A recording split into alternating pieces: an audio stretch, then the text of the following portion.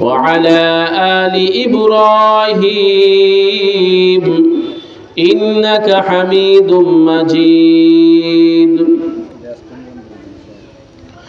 بلغ العلا بكماله كشف الدجى بجماله حسنت جميع خصاله صلوا عليه وعاله سلموا يا قوم بل صلوا على صدر الأمين مصطفى ما جاء إلا رحمة للعالمين الحمد لله বাজিতপুর জামে মসজিদের উদ্যোগে আজকে বার্ষিক ওয়াজ মাহফিলের সম্মানিত সভাপতি প্রধান অতিথি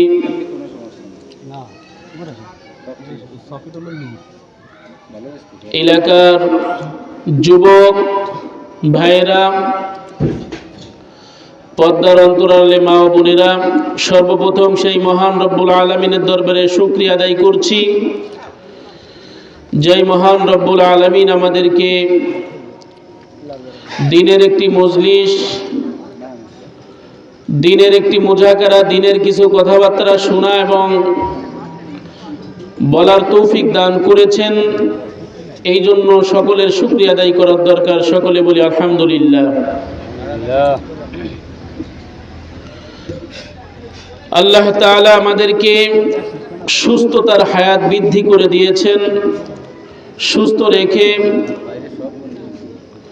জীবন যাপন করার তৌফিক দান করেছেন। এই জন্য আল্লাহ তাআলার কাছে বেশি বেশি শুকরিয়া আদায় করার দরকার। মুহতারাম হাজিরিন, পবিত্র কোরআনে আল্লাহ তাআলা বলছেন,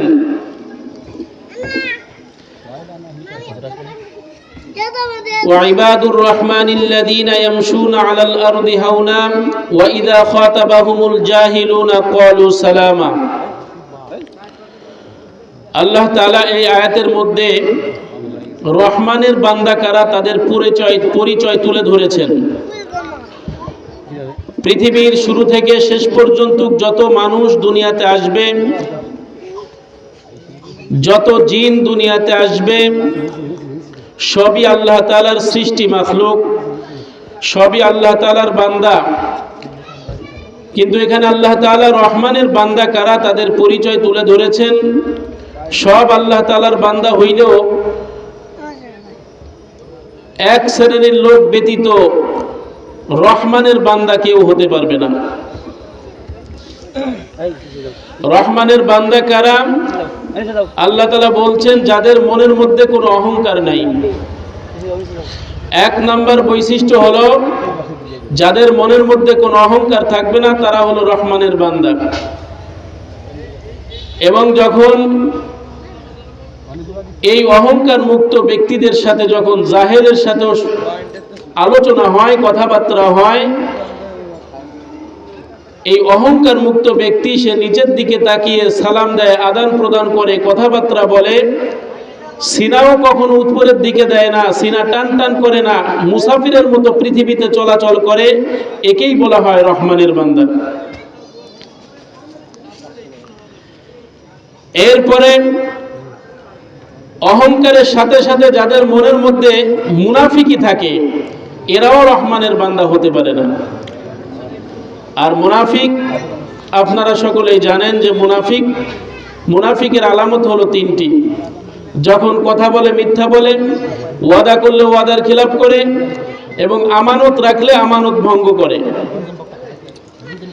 এই মুনাফিক আল্লাহ তাআলার মুনাফিক ও রহমানের বান্দা হতে পারে না। আর মুনাফিকদের শাস্তি আল্লাহ তাআলা কিয়ামতের ময়দানে এমন শাস্তি দিবেন, যারা মুনাফিক, জাহান্নামীদের রক্ত পুঁজ এই মুনাফিকদের খাওয়ানো হবে। নাউজুবিল্লাহ। এই জন্য মুনাফিকি করা যাবে না। পৃথিবীর মধ্যে ইসলামের সব থেকে বড় শত্রু হলো মুনাফিক। মুনাফিকরা ইসলামের যত ক্ষতি করেছে, কাফেরদের মাধ্যমেও এত ক্ষতি হয় নাই যত ক্ষতি মুনাফিকের মাধ্যমে হয়েছে। এই জন্য মুনাফিকি করা যাবে না। মুনাফিকদের ঠিকানা হলো জাহান্নামী, অহংকারদের ঠিকানা হলো জাহান্নামী। আর মুনাফিকদের মধ্যে সবথেকে বেশি অহংকার পাওয়া যায়।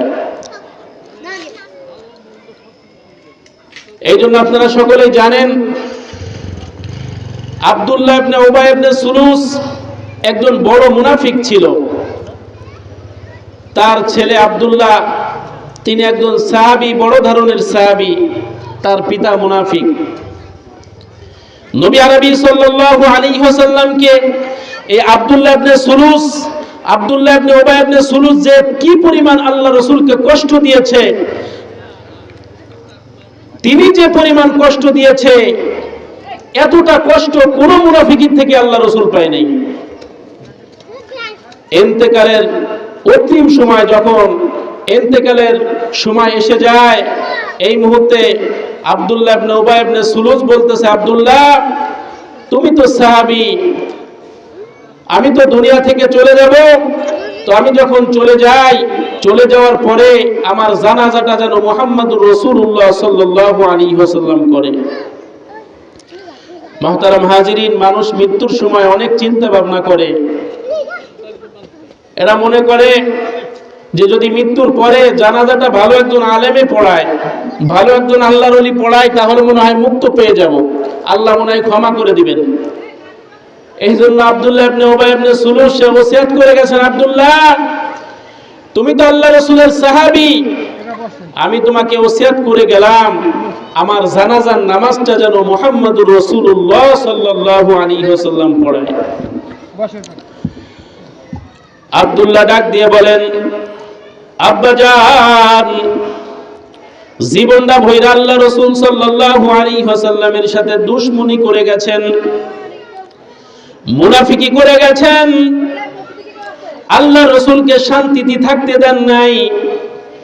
এমনকি নবী আরবি সাল্লাল্লাহু আলাইহি ওয়াসাল্লাম যখন আয়েশা সিদ্দিকা রাদিয়াল্লাহু তাআলা আনহাকে বিবাহ করেন, বিবাহ করার পরে এমন একটা মুনাফিকি করলো আব্দুল্লাহ ইবনে উবাই ইবনে সুলুস, এই মুনাফিকি করার কারণে নবী আরবি সাল্লাল্লাহু আলাইহি ওয়াসাল্লামের থেকে মা আয়েশা সিদ্দিকা রাদিয়াল্লাহু তাআলা আনহা তালাক হয়ে যাবে এমন সময় পৌঁছাইলো। এমন অবস্থা হইল, মা আয়েশা সিদ্দিকা রাদিয়াল্লাহু তাআলা আনহা এবং আল্লাহর নবী সাল্লাল্লাহু আলাইহি ওয়াসাল্লামের মধ্যে যে বিবাহ বন্ধনই থাকে না, এমন একটা মুনাফিকি এই আব্দুল্লাহ ইবনে উবাই ইবনে সুলুস লাগাই দিল। নবী আরবি সাল্লাল্লাহু আলাইহি ওয়াসাল্লাম আয়েশা সিদ্দিকা রাদিয়াল্লাহু তাআলা আনহার সাথে কথাই বলা বন্ধ করে দিয়েছেন। আল্লাহ রাসূলও আয়েশা সিদ্দিকা রাদিয়াল্লাহু তাআলা আনহার উপর রাগান্বিত অবস্থা, এমন অবস্থা হয়ে গেল কথাবার্তা বলাই বন্ধ করে দিয়েছেন। আল্লাহ পাক রব্বুল আলামিন একাধিক আয়াতে কারিমা নাযিল করেন, নবী আরবি সাল্লাল্লাহু আলাইহি ওয়াসাল্লামকে জানাই দেন, ইয়া রাসূলুল্লাহ, ইয়া হাবিবাল্লাহ, আপনার স্ত্রী পবিত্র, আপনার স্ত্রী পবিত্র, পবিত্রতার ঘোষণা দিয়েছেন। আল্লাহ তাআলা বারে বারে পবিত্রতার ঘোষণা দিয়েছেন যে মা আয়েশা সিদ্দিকা রাদিয়াল্লাহু তাআলা আনহার পবিত্রতার ব্যাপারে আল্লাহ নিজে সাক্ষী দিয়েছেন। সুবহানাল্লাহ। এই যে দুইজনের মধ্যে বিবাহ বন্ধনের মধ্যে মুনাফিকি করলো, আল্লাহ রাসূলকেও শান্তিতে থাকতে দেয় নাই, মা আয়েশা সিদ্দিকা রাদিয়াল্লাহু তাআলা আনহাকেও শান্তিতে থাকতে দেয় নাই আব্দুল্লাহ ইবনে উবাই ইবনে সুলুস। আর সে মৃত্যুর সময় ওসিয়ত করে যাইতেছে, আব্দুল্লাহ তুমি তোমার হাবিবকে বইলো, তুমি তোমার নবীকে বইলো, মৃত্যুর পরে যেন আমার জানাজার নামাজটা মুহাম্মদুর রাসূলুল্লাহ সাল্লাল্লাহু আলাইহি ওয়াসাল্লাম পড়ায়। মুহতারাম হাজিরিন, তিনি মনে মনে চিন্তা ভাবনা করতেছেন, আল্লাহ রাসূল যদি জানাজার নামাজ পড়ায় আমি মনে হয় মাফ পেয়ে যাব। কিছুদিন পরে আব্দুল্লাহ ইবনে উবাই ইবনে সুলুস দুনিয়া থেকে চলে গেল, ইন্তেকাল হয়ে যায়। নবী আরবি সাল্লাল্লাহু আলাইহি ওয়াসাল্লাম রওনা দিয়েছেন, আব্দুল্লাহ ইবনে উবাই ইবনে সুলুসের জানাজা পড়াবেন। প্রতিমধ্যে হযরত ওমর রাদিয়াল্লাহু তাআলা আনহুর সাথে সাক্ষাৎ হয়ে গেল। ওমর রাদিয়াল্লাহু তাআলা আনহু বলেন, ইয়া রাসূলুল্লাহ, ইয়া হাবিবাল্লাহ, কোথায় যাচ্ছেন?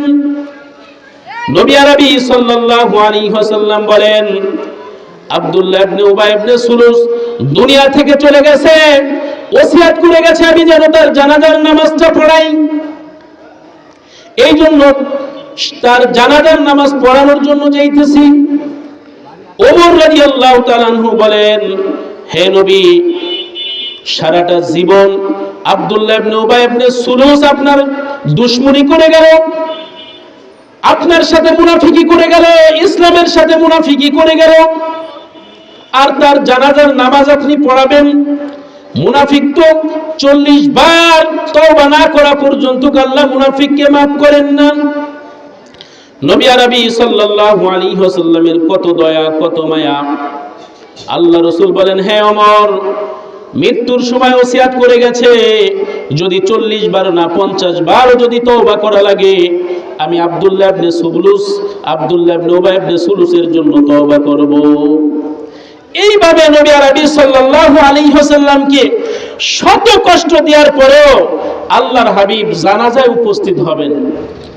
হযরত আবু বকর সিদ্দিক রাদিয়াল্লাহু তাআলা আনহুর সাথে সাক্ষাৎ হয়ে যায়। আবু বকর সিদ্দিক রাদিয়াল্লাহু তাআলা আনহু বলেন, ইয়া রাসূলুল্লাহ, ইয়া হাবিবাল্লাহ, আমার মেয়েকে অনেক কষ্ট দিয়েছে, আমাকেও কষ্ট দিয়েছে, আপনি সেই মুনাফিকের জানাজা পড়ানোর জন্য যাবেন। আবু বকর সিদ্দিক রাদিয়াল্লাহু তাআলা আনহুর কথার উত্তর আল্লাহর হাবিব বলেন, একটা মানুষ মৃত্যুর সময় ওসিয়ত করে গেল, তার ওসিয়ত কি আমি পূরণ করব না? আমার মনটা কি এত বড় কঠোর নাকি?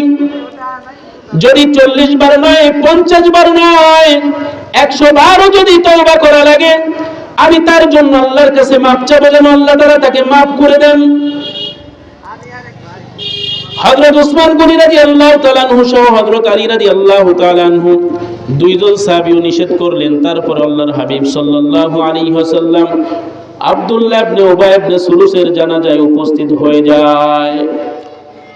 শুধু তাই না, আব্দুল্লাহ ইবনে উবাই ইবনে সুলুসকে তার জানাজা তো পড়াইছেনই, নবী আরবি সাল্লাল্লাহু আলাইহি ওয়াসাল্লাম তার থুতু মুবারক কাপড়ের সাথে লাগাই দিবেন, যাতে ওই থুতু মুবারকের ওসিলায় আল্লাহ তাআলা তাকে maaf করে দেয়। সুবহানাল্লাহ। এই হলো নবী আরবি সাল্লাল্লাহু আলাইহি ওয়াসাল্লামের দয়া এবং মায়া একজন মুনাফিক সম্পর্কে। সারা জীবন মুনাফিকি করে গেছে,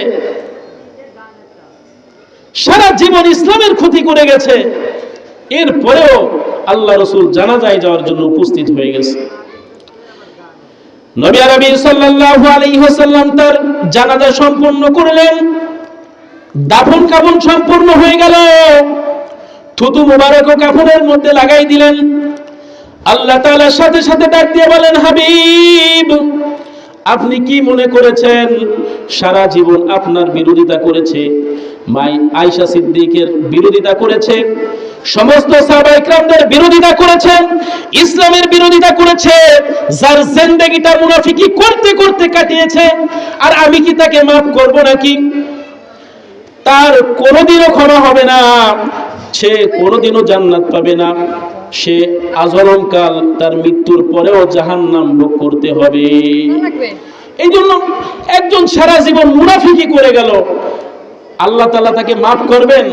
আল্লাহ তাআলা এত maaf করেন না, আল্লাহ তাআলা maaf করবেন না তাকে। এই জন্য একজন মুনাফিক, সেও অহংকারী, সেও আল্লাহ তাআলার বান্দা হতে পারে, কিন্তু রহমানের বান্দা না। এই জন্য মুহতারাম হাজিরিন, যত পৃথিবীতে যত মাখলুক দেখেন সবই আল্লাহ তাআলার বান্দা। শুধু রহমানের বান্দা কারা? যাদের মনের মধ্যে কোনো অহংকার নাই, কোনো মুনাফিকি থাকবে না, এরাই হলো রহমানের বান্দা। এই জন্য আল্লাহ তাআলা বলেন, ওয়া ইবাদুর রহমানিল্লাযীনা ইয়ামশুনা আলাল আরদি হাওনা ওয়া ইযা খাতাবাহুমুল জাহিলুনা ক্বালু সালামা। রহমানের বান্দা তো তারাই যাদের সিনা উপরের দিকে ওঠে না, নিচের দিকে তাকিয়ে মুসাফিরের মতো পৃথিবীতে চলাচল করে, জমিনের মধ্যে নরম ভাবে নম্র ভাবে চলাচল করে। কোন জাহেলের সাথে যদি সাক্ষাৎ হয়ে যায়, এই জাহেলকে সালাম প্রদান করে, শান্তির জন্য দোয়া করে এবং মহব্বতের সাথে তার সাথে কথাবার্তা বলে, এরাই হলো রহমানের বান্দা। এই জন্য রহমানের বান্দা সবাই না, যাদের মধ্যে মুনাফিকি থাকবে না, অহংকার থাকবে না, এরাই হলো রহমানের বান্দা। কিয়ামতের ময়দানে এই অহংকারী ব্যক্তিদেরকে জাহান্নামীদের রক্তপুষ তাদের জন্য খোরাক করে দিবেন আল্লাহ তাআলা। অহংকারীরা মাফই পাবে না। নবী আরবি সাল্লাল্লাহু আলাইহি ওয়াসাল্লাম হাদিসের মধ্যে বলেন, অহংকার হলো আল্লাহ তাআলার গায়ের চাদর। যে ব্যক্তি অহংকার করে আল্লাহ তাআলার চাদর ধরে টানাটানি করে, আর যে ব্যক্তি আল্লাহ তাআলার গায়ের চাদর ধরে টানাটানি করলো, আল্লাহ তাআলা তার উপর রাগান্বিত হয়ে যায়। এই জন্য অহংকারী করা যাবে না। খবরদার, যদি কোনো ব্যক্তির মনের মধ্যে অহংকার এসে যায়, অহংকার কেউ করতে পারবেন না, অহংকার করা যাবে না। অহংকারীদের জন্য জাহান্নাম। এমনকি শুধু কাফের নয়, মুনাফিকও নয়, কোন নবীর মধ্যেও যদি অহংকার এসে যেত, আল্লাহ তাআলা ধমক দিয়ে তাদেরকে পরীক্ষা নিতেন। অহংকারী কোন ব্যক্তির ক্ষমা নাই। আল্লাহর পয়গম্বর সুলাইমান আলাইহিস সালাতু ওয়াস সালামের মনের মধ্যেও এক সময় অহংকার এসে গেল। আল্লাহ তাআলা ধমক দিয়ে তাকে পরীক্ষা নিলেন, খবরদার হে সুলাইমান, তুমি খবরদার খবরদার অহংকার করবে না। অহংকার করলে অহংকারী হলো জাহান্নামী। তুমি যেহেতু অহংকার করে ফেলেছো, তোমার কঠিন সব পরীক্ষার সম্মুখীন হতে হবে। সুলাইমান আলাইহিস সালাতু ওয়াস সালাম বিবাহ করবেন। সিংহাসনের মধ্যে বসা রাজা, যারা মন্ত্রী আসেন, সুলাইমান আলাইহিস সালাম তো পৃথিবী শাসন করেছেন। সুলাইমান আলাইহিস সালাম হলো দাউদ আলাইহিস সালামের ছেলে। সুলাইমান আলাইহিস সালাম নবীর পিতা নবী, নবীর পিতা নবী এবং বাদশার পিতা বাদশা। দাউদ আলাইহিস সালামও তিনি ছিলেন নবী, সুলাইমান আলাইহিস সালামও নবী। দাউদ আলাইহিস সালামও বাদশা ছিলেন, দেশ শাসন করেছেন। সুলাইমান আলাইহিস সালামও দেশ শাসন করেছেন। তো সুলাইমান আলাইহিস সালাম ধনী ছিলেন। তিনি বলতেছেন, আমি বিবাহ করব, আমার জন্য একটা মেয়ে দেখো। এই মন্ত্রীদেরকে বলতেছেন, যারা তিনা সিংহাসনে বসা, সকলকে বলেন যে আমি মেয়ে খুঁজতেছি, একটা মেয়ে দেখো, 3 গুণ বিশিষ্ট, 4 গুণ বিশিষ্ট একটা মেয়ে দেখো, আমি বিবাহ করব। কেউ কেউ বলেন সুলাইমান আলাইহিস সালামের একাধিক স্ত্রী ছিল, অনেক বিবাহ করেছেন সুলাইমান আলাইহিস সালাম। তো সুলাইমান আলাইহিস সালাম তিনি বিবাহের প্রস্তাব যখন দিলেন, দেওয়ার পরে বলতেছেন 4 গুণ বিশিষ্ট একটা মেয়ে তালাশ করতে হবে। তার মধ্যে 1 নাম্বার হলো দিনদারিত্ব থাকতে হবে, 2 নাম্বার চেহারার অধিকারী থাকতে হবে, 3 নম্বরে ধনাঢ্যবান হতে হবে, 4 নাম্বার হলো বংশগত বড় বংশের মেয়ে হতে হবে। এই 4টি গুণ বিশিষ্ট মেয়ে যদি তোমরা তালাশ করে পাও, তাহলে আমাকে বলবা, আমি তাকে বিবাহ করব। মুহতারাম হাজিরিন, সুলাইমান আলাইহিস সালাতু ওয়াস সালাম তো তখন নবী ছিলেন।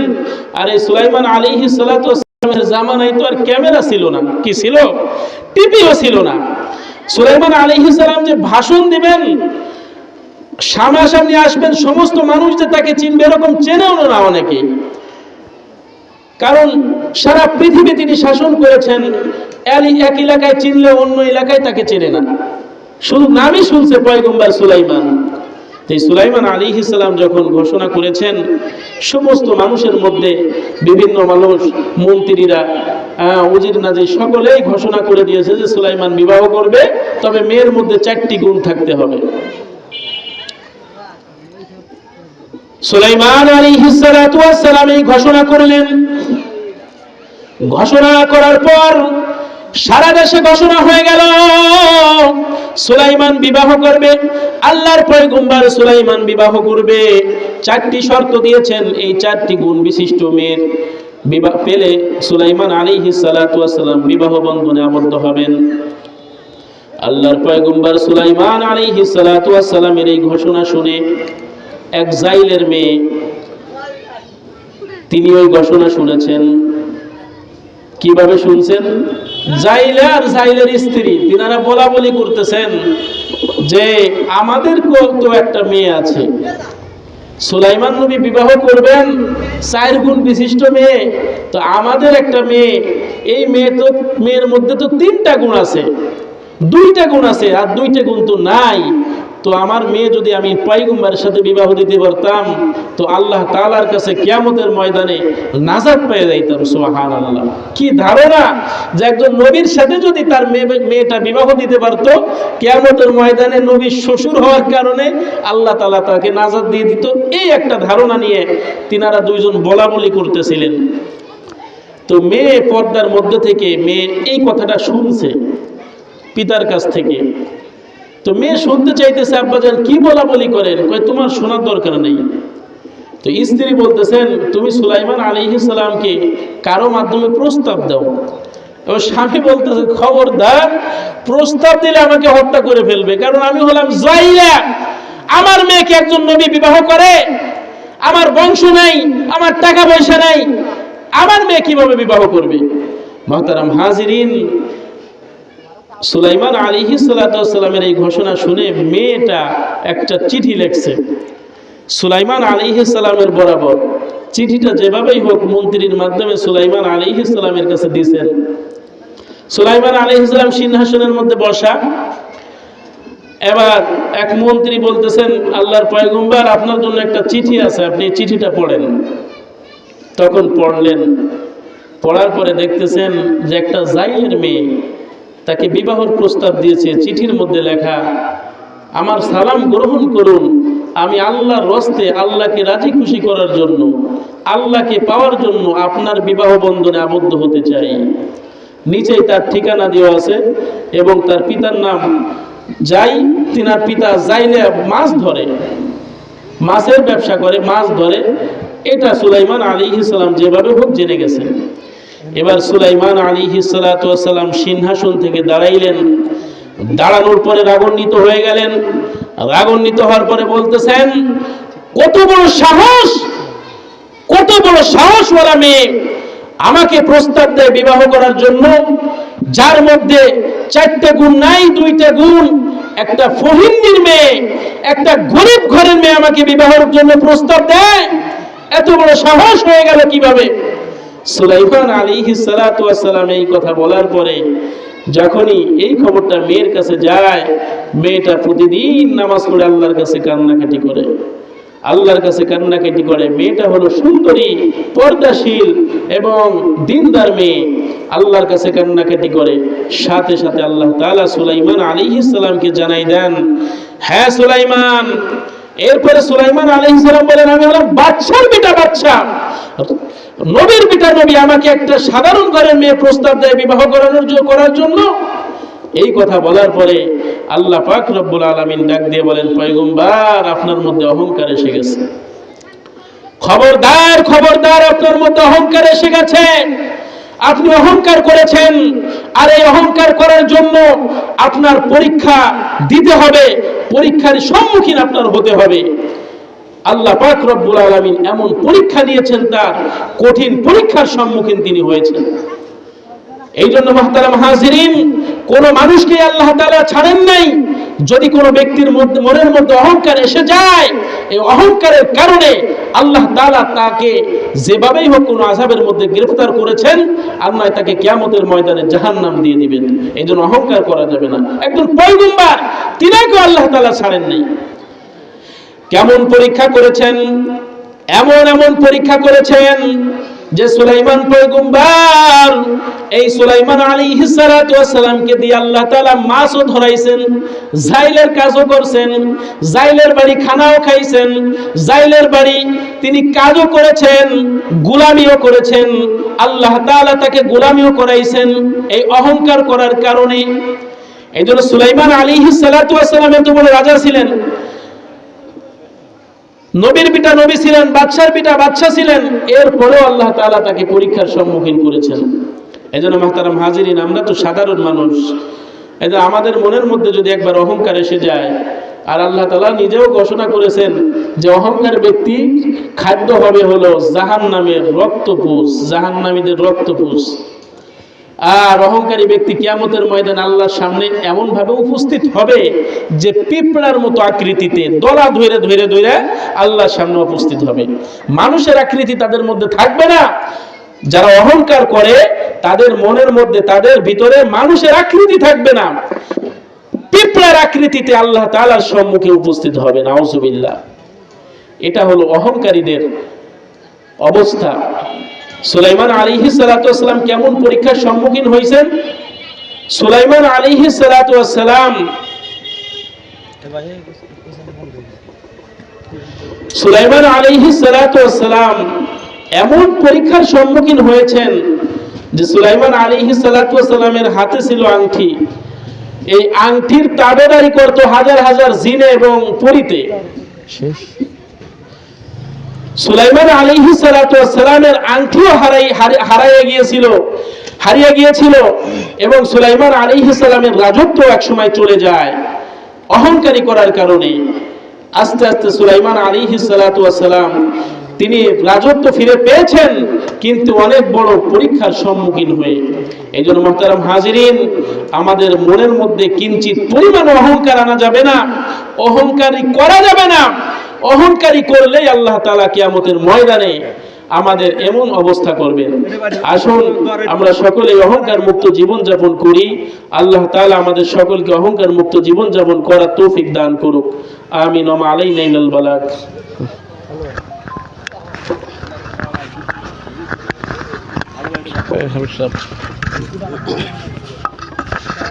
আকাশ